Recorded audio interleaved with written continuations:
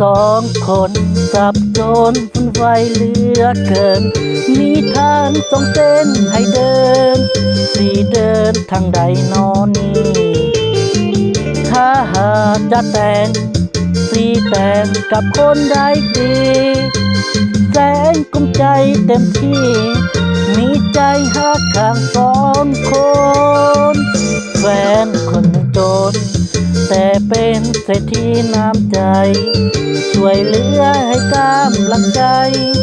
น้องเป็นคนที่เหลือล้นส่วนคนที่สองทมเงินบ่ให้ขับจนช่วยเหลือเมื่อยามยากจนหน้ามนต์เจ้าดีทั้งสองแต่งกับคนนั้นย่านทางคนนี้เสียใจ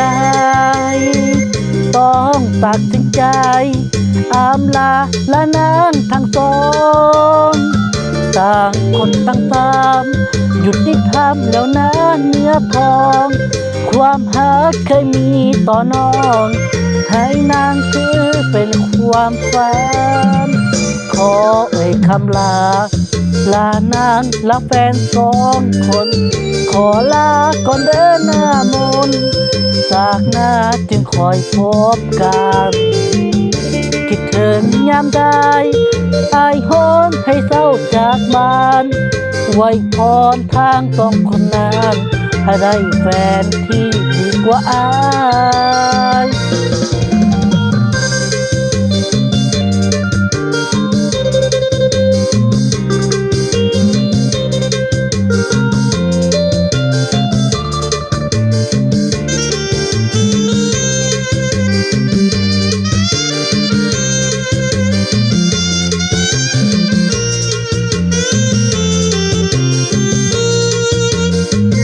แต่งกับคนนั้นย่านทางคนนี้เสียใจต้องตัดสินใจอำลาละนางทางสองต่างคนต่างตามหยุดที่ทำแล้วนะเนื้อทองความหักเคยมีต่อน้อง